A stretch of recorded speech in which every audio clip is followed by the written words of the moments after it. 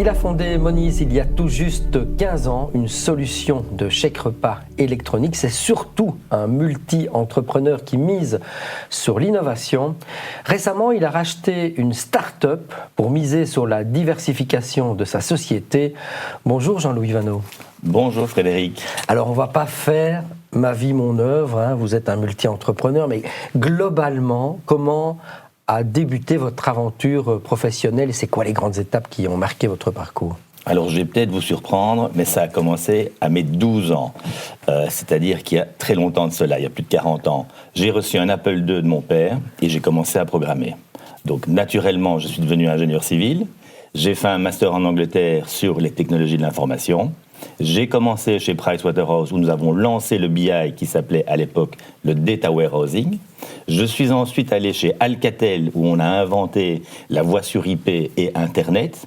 Et enfin, j'ai fondé Moniz, les paiements électroniques, en prenant un secteur de dinosaures du papier et les embarquer dans la digitalisation.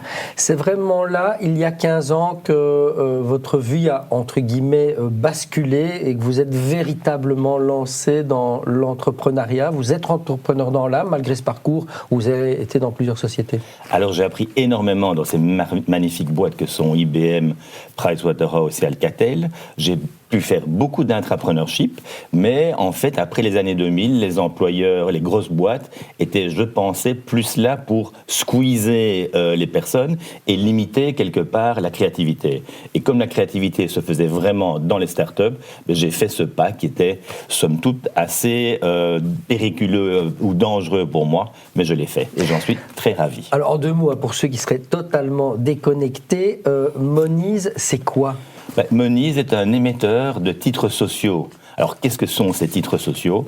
Ce sont les chèques repas, ce sont les éco-chèques, ce sont les chèques cadeaux. Et pendant la crise, nous avons eu le chèque Corona et le chèque de stimulation de la consommation. Quand vous débarquez justement sur ce marché, on est en 2011, il y a deux acteurs qui dominent le secteur. Il y a Sodexo qui deviendra Pluxee et Red. Vous êtes clairement l'outsider. Comment on finit par s'imposer avec deux géants pareils ? Alors c'est très simple, par l'innovation, d'une part, donc un meilleur service avec des produits qui répondent le mieux aux employeurs et aux employés, et aussi avec un service client. Vous imaginez bien que dans un milieu où vous avez un duopole, le client, finalement, n'est plus tellement au centre des préoccupations. C'est un peu comme dans les télécoms ou à la poste, etc. C'est toujours un challenge. Quand vous venez sur le marché et que vous êtes complètement focalisé sur le client, en fait, vous répondez beaucoup mieux. Et en fait, grâce au digital, ça vous permet d'avoir un coût bien inférieur. Donc, on a divisé les prix par 3 du marché, on a augmenté la qualité du service et on a innové comme des pétés. Ça veut dire quoi, innover ? Mettre de l'intelligence artificielle, être intégré dans les applications des banques, ABC, Belfius, BNP. On a lancé l'intégration des titres sociaux avec Payconic pour tout ça, pour avoir des facilités d'utilisation. Et donc, je pense qu'on est assez fiers de ce qu'on a pu faire dans ces 15 ans. Oui, parce que ces deux mastodontes, ils étaient vraiment sur le papier. Vous avez secoué le marché.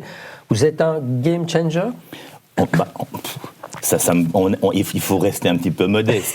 Mais quelque part, on a franchement beaucoup changé. On a été excessivement copié. Et comme je dis à ma grande fille, c'est pas grave si ta petite sœur te copie, ça veut dire que tu fais les choses correctement.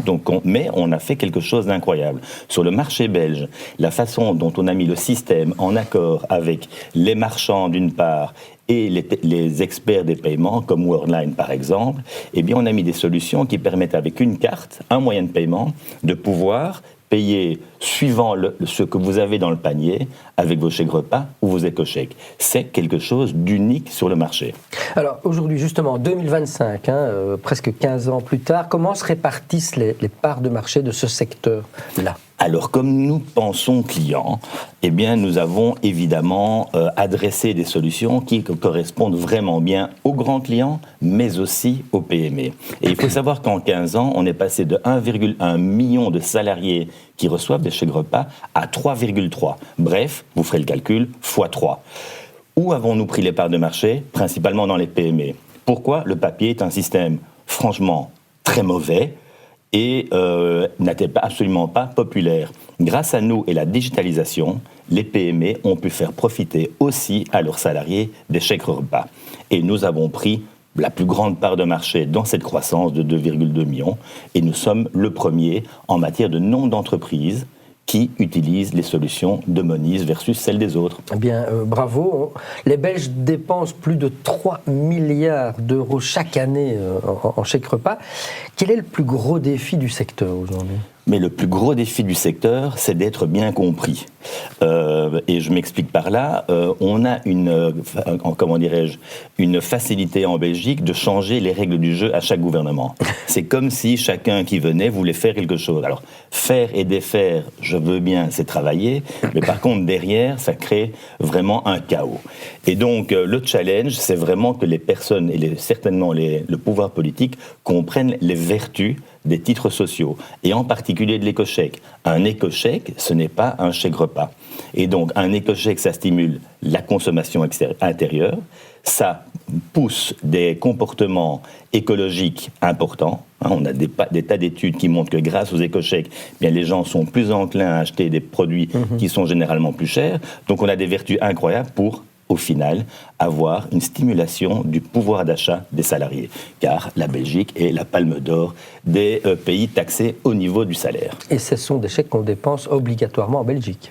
Exactement. Et donc ça, il faut bien mettre ça dans la tête de nos politiciens. Et d'ailleurs, nous passons beaucoup de temps à leur parler et expliquer les vertus du système et que le système n'est plus en papier. En fait, souvent, les politiciens ont en tête les problématiques qu'il y avait quand le système était en papier, mais on vient de le dire, ça fait 15 ans qu'il est digitalisé. Ok. Alors, il y a presque 2 mois, vous avez décidé de vous diversifier. Vous avez racheté une start-up qui s'appelle Offer. On est plutôt dans les solutions RH, donc c'est assez étonnant. Quelle est votre stratégie là derrière ? Alors d'abord, les titres sociaux, les éco-chèques, chèques repas, c'est déjà RH, puisque ça fait partie du salaire. Ouais. À côté de ça, qu'est-ce qu'on a vu ? On a le plan cafétéria et le budget mobilité. Le budget mobilité qui avait commencé un petit peu avec quelques déboires et qui, d'après le gouvernement, va être en fait ouvert à l'ensemble des salariés. Et donc là, qu'est-ce qui se passe ? Mais principalement les PME ne sont pas outillés de système RH pour permettre à leurs salariés de profiter de cette flexibilité. Eh bien, nous avons décidé, tout comme les titres repas, de flexibiliser tout ça et d'avoir un système qui permet aux PME de gérer les politiques salariales et de les proposer de façon flexible à leurs salariés. Quel est le résultat ? Eh bien, ça vous permettra aux PME d'être aussi compétitives en matière de packages salariaux que les grandes entreprises, car beaucoup de gens veulent quitter les grandes entreprises pour aller dans des environnements un petit peu plus rock'n'roll, mais évidemment, vous n'avez pas envie de perdre en flexibilité ou en pouvoir d'achat. Eh bien, c'est ce que nous offrons de façon directe, mais également avec nos partenaires des secrétariats sociaux. Quel rôle a aujourd'hui l'intelligence artificielle dans le business model de Moniz ? Alors, l'intelligence artificielle nous permet de mieux connaître nos clients, nous permet de répondre à leurs questions, d'automatiser un ensemble de questions pour le service client, de pouvoir sécuriser nos systèmes. Et le next step, je vais dire, de l'intelligence artificielle, c'est ce que je mets en œuvre dans une autre société que j'ai fondée, qui s'appelle Govern, et qui permet de gérer des conseils d'administration de manière digitale. C'est-à-dire ? Alors, il est quand même incroyable qu'aujourd'hui, quand vous êtes par exemple dans une banque, vous avez à peu près 1000 pages à vous farcir par conseil. Si vous avez 10 conseils dans une petite banque en Belgique, vous avez à peu près 10 conseils à 1000 pages, ça fait 10 000 pages. Et aujourd'hui, les quelques dinosaures digitaux mettent tout ça en papier, mettent ça quelque part dans une armoire et vont me faire croire qu'après 3 ans, les 30 000 pages, ils les ont clairement là et ils vont regarder où il y a le stabilo. Aujourd'hui, avec l'intelligence artificielle, ça permet d'augmenter les capacités des membres du conseil d'administration, en fait, de faire mieux leur travail, de pouvoir mieux comprendre la compliance par rapport aux régulations. Mais ça veut dire que va proposer concrètement Govern alors ? Govern vous permet, en fait, la première chose, c'est de pouvoir gérer les documents et l'agenda et les processus du conseil, signature, etc. Deuxièmement, ça va vous permettre de mieux collaborer. Je ne vais pas vous expliquer comment, mais la collaboration implique d'avoir de l'intelligence collective. Plus vous pouvez profiter de l'intelligence collective, meilleures seront vos décisions. Et en dernier mot, les capacités des différents membres du conseil, c'est-à-dire de pouvoir comprendre quelles ont été les décisions passées, de comprendre est-ce qu'on est compliance au niveau de la régulation, bref, d'augmenter la qualité des décisions, ce qui donne quoi ? Un meilleur monde. Et à côté de tout ça, comme si vous n'en aviez pas assez, personnellement, vous avez repris la franchise d'un magasin à Deleuze. Hein. C'est exact, hein, oui. Mais oui, avec mon associé au Belgix ou Nicolas Dardenne. Vous n'êtes jamais fatigué ? Non, je fais encore plein d'autres choses, mais Nicolas Dardenne est un gars qui n'est jamais fatigué non plus. Et on a eu ce projet de diversifier par rapport à nos activités plutôt tech, tout ce qui est le digital, l'intelligence artificielle, et de rentrer finalement dans la base de la pyramide de Maslow, la bouffe. C'est quand même important. Le besoin premier. Et en fait, on fait ça avec beaucoup d'amour. Et c'était quelque part un projet personnel parce que, en fait, j'ai repris le Deleuze de Wezemé, qui était le Deleuze de mon enfance. Ah ben bravo. Comment on fait en tant que manager, question plus personnelle, pour gérer tout ça en termes de temps, en termes de récupération physique ? Il paraît que vous êtes un adepte des micro-siestes. J'adore les micro-siestes quand je parviens à le faire, mais en tout cas, la sieste est vraiment indispensable. Ça, il faut un peu écouter son corps. Si, après avoir déjeuné, vous vous sentez fatigué, mais au lieu de vous traîner devant votre clavier pendant toute l'après-midi, faites une petite sieste et alors vous êtes reparti. Et vous repartez. On arrive tout doucement à la fin de cette interview. Dernière question, je l'ai dit, vous êtes un multi-entrepreneur, on l'aura compris. Qui dit multi-entrepreneur, vous avez certainement d'autres projets dans vos cartons après Govern et autres. Alors après Govern, ce sera principalement développer une activité dans laquelle je suis, TCD Capital, donc je suis dans un private equity, et notre idée c'est de pouvoir, on a fait un premier fonds qui a été un bon succès, et de pouvoir continuer dans l'investissement. C'est un investissement qui se fait sur des sociétés belges ou autour de la Belgique.